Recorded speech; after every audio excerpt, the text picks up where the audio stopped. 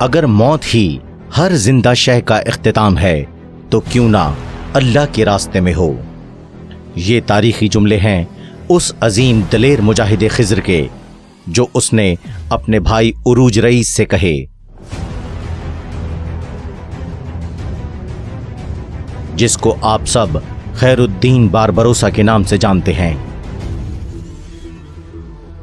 وہ خیر الدین باربروسا جس کو سلطنت عثمانیہ کے سلطان سلیمان قانونی نے حکم دیا کہ تم اور تمہارا بھائی عروج میڈلی سے کیسے نکلے، الجزائر کو کیسے فتح کیا، بحر دبر میں تم نے اب تک کون سی جنگیں لڑیں، ان تمام واقعات کو بغیر کسی کمی بیشی کے کتاب کی شکل میں جمع کر کے ایک نسخہ مجھے بھیجو تاکہ میں اپنے کتب خانے میں اسے محفوظ کر سکوں۔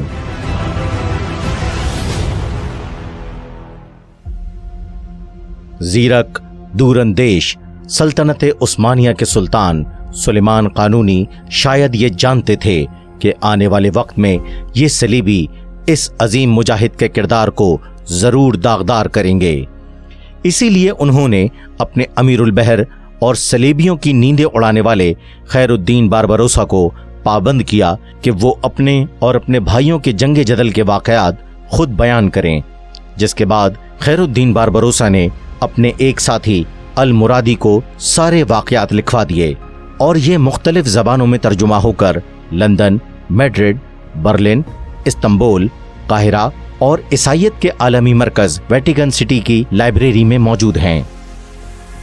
خیر الدین باربروسا اور ان کے بھائیوں سے متعلق یہ غلط فہمی بہت عام ہے کہ ان کے متعلق تاریخی کتب میں بہت زیادہ معلومات نہیں ہیں۔ بہت سے یوٹیوب چینل بھی مغربی پروپیگنڈے کا شکار ہوتے نظر آتے ہیں جو اسی بات کا پرچار کرتے اور خیر الدین باربروسا کو قزاق کہہ کر پکارتے ہیں، جبکہ حقیقت حال یہ ہے کہ خیر الدین باربروسا اور ان کے بھائی فی سبیل اللہ مجاہد تھے جن کی زندگی سمندر میں اسلامی سلطنت کی حفاظت اور صلیبی جنگوں میں گزری۔ سلطان سلیمان قانونی کی ہدایت پہ لکھی گئی خیر الدین باربروسا کی یادداشتوں پہ مبنی کتاب ہی اتنی کافی ہے کہ اس سے خیر الدین باربروسا برادران اور اس زمانے کی بحری جنگوں، باربروسا برادران کی شاندار فتوحات کا پتہ چلتا ہے۔ اور خیر الدین باربروسا کے حوالے سے کتب لاہور اور کراچی کے کتب خانوں میں ترجمے کے ساتھ موجود ہیں۔ اسی پروپیگنڈے اور حقائق کو سامنے لانے کے لیے the last Muslim history channel اس عظیم بحری فاتح کی زندگی کا احوال ان کی اپنی یادداشتوں، معروف امریکی مصنف ہیرلڈ لیم کی کتاب سلیمان عالی شان اور تاریخ کی سلطنت عثمانیہ کی مختلف کتب کے حوالوں سے پیش کر رہا ہے۔ یہ 1453 عیسوی کے عظیم ترک سلطان محمد الفاتح کے عہد کا ذکر ہے، جب سلطان فاتح نے قسطنطنیہ کو فتح کر کے خلافت عثمانیہ کو اتنا مضبوط کر دیا تھا کہ دشمن اسے زیر کرنے کا صرف سوچ ہی سکتے تھے۔ سلطان محمد الفاتح کی فوج نے جب جزیرہ میڈلی فتح کیا تو اپنے سپاہیوں کو وہاں رہائش اختیار کرنے کا حکم دیا۔ انہی میں سے ایک سپاہی یعقوب آغا بھی تھے جو اس جزیرے کے ابتدائی آباد کاروں میں سے تھے۔ یعقوب آغا کو سلطان محمد فاتح کی ہدایت پہ اس جزیرے سمیت دوسرے جزیرے پہ اراضی عطا کی گئی۔ وہیں یعقوب آغا کی شادی اس جزیرے میں آباد ایک مسلمان خاندان کی لڑکی سے ہوئی اور اس خاتون کے بطن سے 4 بیٹوں نے جنم لیا جنہیں دنیا اسحاق، عروج، خیر الدین خضر اور الیاس کے نام سے جانتی ہے۔ خیر الدین سے بڑا بھائی عروج اپنی سرخ داڑھی کے سبب باربروسا یعنی کہ سرخ داڑھی والے کے نام سے جانا جاتا تھا۔ بعد ازاں باربروسا ہی ملت اسلامیہ کے اس عظیم سمندری فاتح بھائیوں کی شناخت بن گیا۔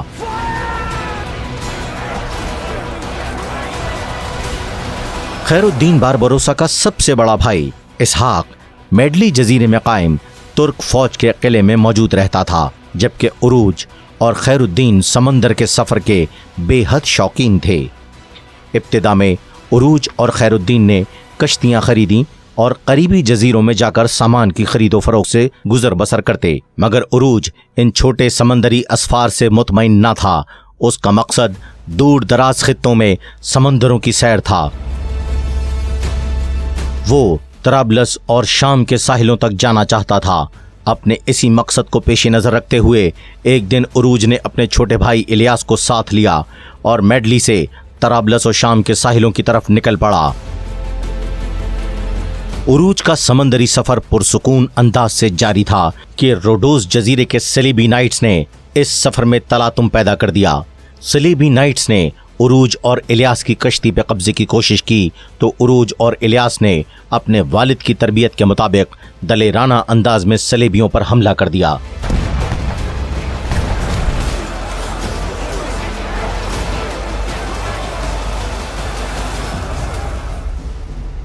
تعداد میں کثیر اور جنگی بحری کشتی ہونے کے سبب سلیبی جلد ہی عروج اور الیاس کی کشتی پہ قبضہ کر گئے۔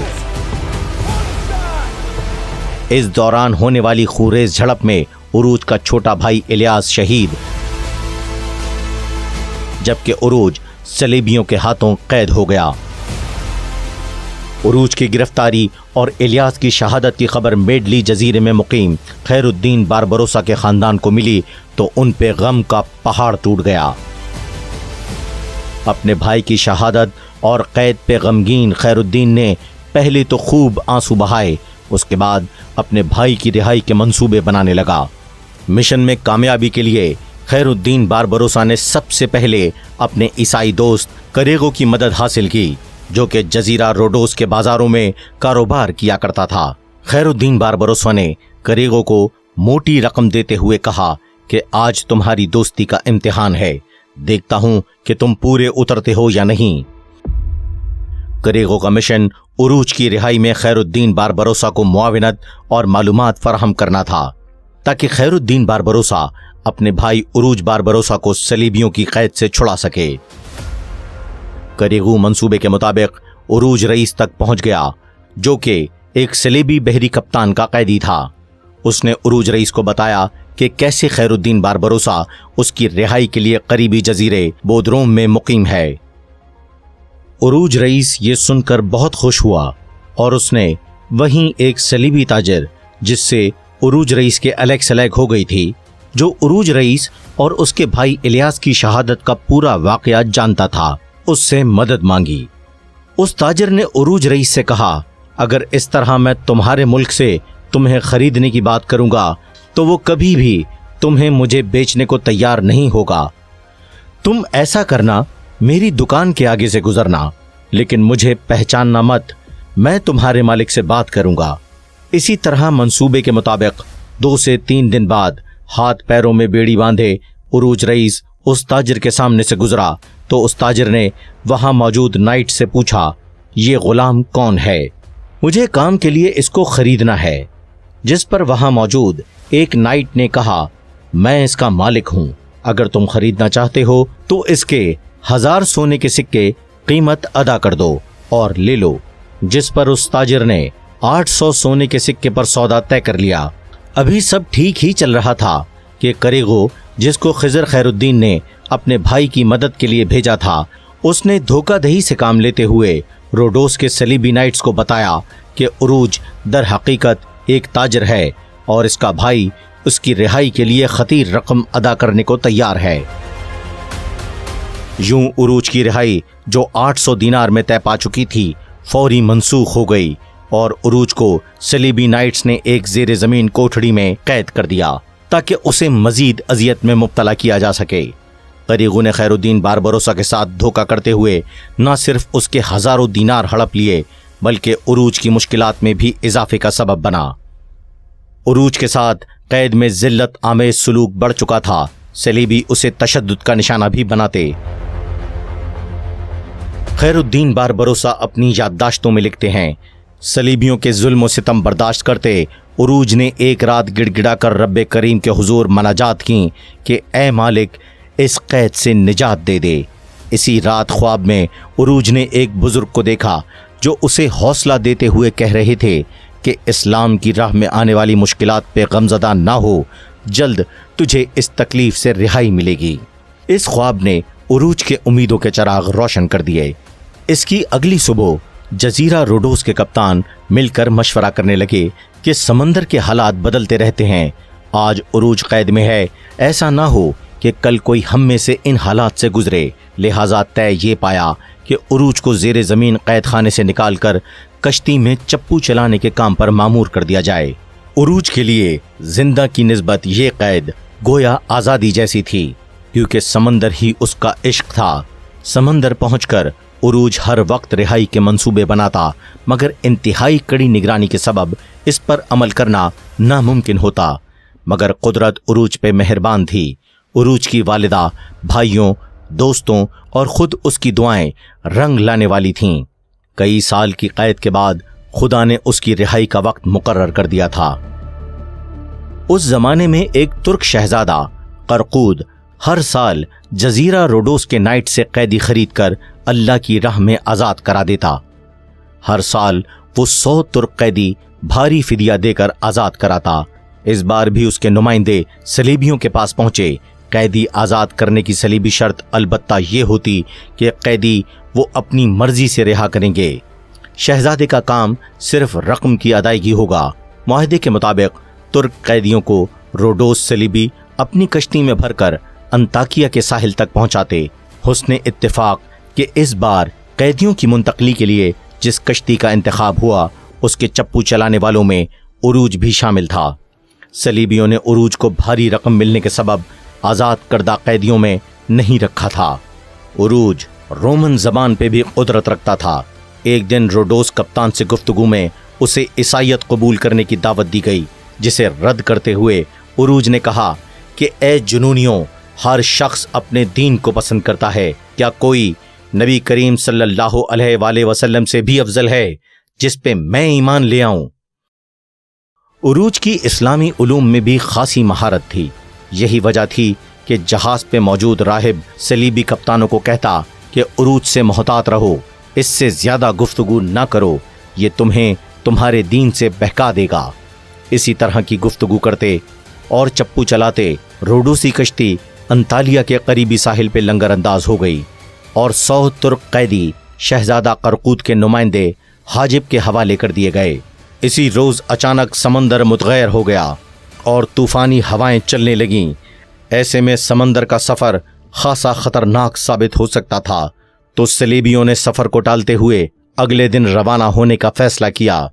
सलीबी नाइट्स ने जहाज से छोटी सी कश्ती उतारकर करीब ही मछली के शिकार का फैसला किया। उरूज की खुशकिस्मती कि सलीबियों की कश्ती तूफान में घिर गई और जहाज तक ना आ सकी।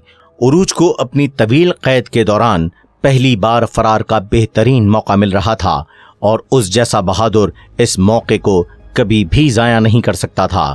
रात के अंधेरे गहरे हुए तो उरूज ने अपनी बंदिशें खोलीं और अल्लाह का नाम लेकर समंदर की बिफरी मौजों में उतर गया। कुदरत पूरी तरह उरूज पे मेहरबान थी। उसकी तकालीफ ख़त्म होने का वक्त करीब आ चुका था।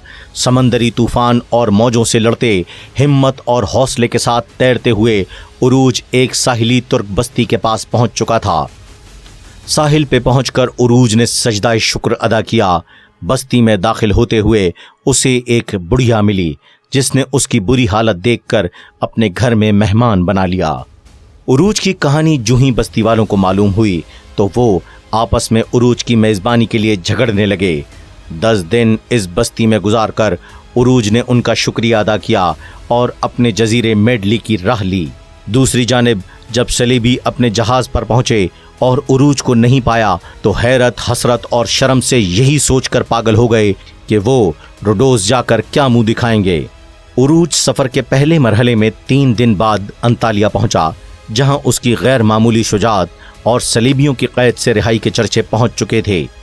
अंतालिया के एक ताजर अली रईस से उरूज की मुलाकात हुई, जिसने उसे खुशामदीद कहते हुए अपनी जदीद कश्ती में उसे नायब कप्तान बनाया।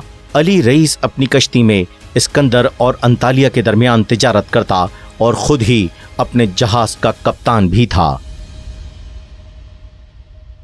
खैरुद्दीन बारबरोसा की दूसरी किस्त में आप देख सकेंगे उरूज रईस को सुल्तान मिस्र ने दरबार में क्यों तलब किया।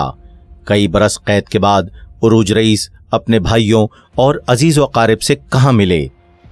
عروج رئیس نے کیا کارنامے انجام دیے کہ صلیبی خوف زدہ ہو گئے؟ صلیبی استاد اعظم نے کیوں صلیبی نائٹس کو ہدایت دی کہ عروج رئیس کو گرفتار کرنے کی مہم شروع کر دیں؟ جب صلیبی نائٹس کے ہاتھ عروج رئیس کی کشتی لگی تو کیا ہوا؟ یہ اور اس جیسے دیگر دلچسپ واقعات خیر الدین باربروسا کی اگلی قسط میں ملاحظہ کیجیے، صرف دی لاسٹ مسلم ہسٹری چینل پر۔